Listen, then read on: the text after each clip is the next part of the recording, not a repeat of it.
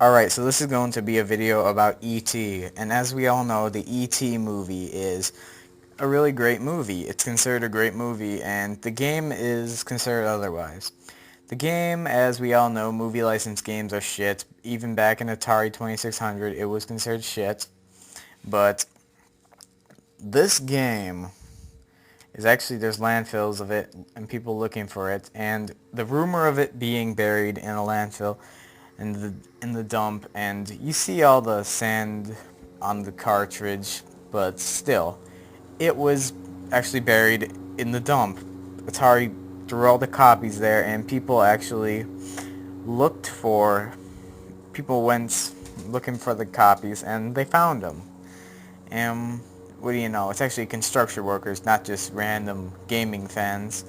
As we all know, there's jokes all over the internet, the angry video game nerd being one who, I believe he had a movie, or was making a movie, and part of the plot had to do with this game.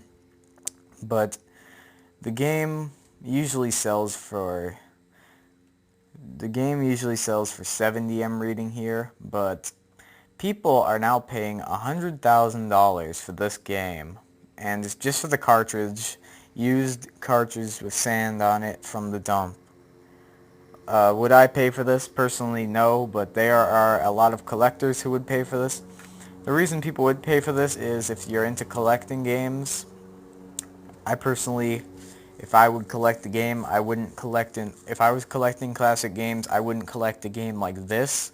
I would not collect a game like this. I would not want a game that's this bad. But if you want every game, and considering this game would be pretty popular to collect because it's known for being bad, maybe if you want to pull a prank on someone, tell them, hey, E.T. is a really good game, here you go. Put it in their Atari if they still got one, and play it. And I've heard it's fucking awful. It looks awful. The graphics were pretty bad. Yes, it's an old game, I get it, but the color-wise, it was terrible.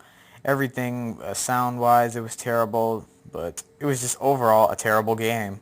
And I may try it out, review it, but I'll try to be light on it because it is an old game, so I don't want to sound like one of those kids who only plays Call of Duty and the one time I try another game I hate on it just because the graphics aren't as great as Call of Duty.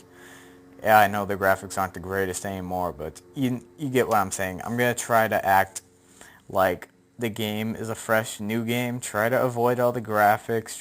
I'm going to try to actually like this game. And I'll try it. And for $100,000, I'm going to probably try like an online emulator. People have probably put this online saying it's not worth the money. If you really want to try it and laugh at it and get a good laugh out of it, here you go, try it online. And I'll try it right now. I'll try it probably later today. But this game is, people on eBay have sold it for 3,700 or 3,700,000. Tons of people actually. If you search ET price, yeah, I'm trying to type with one hand 'cause I'm trying to hold up the microphone, which is really just my phone's camera. But still, it's a microphone to me. And no, I don't mean one hand as in other stuff. Alright, so $75. $75 for the ET game. People are paying $10,000 for this ET cartridge. When I hear it's going for 75, but there's collectors that want the ones that were in the sand, and $40. Alright, so $75. Buy one left. Would I buy it? Probably not.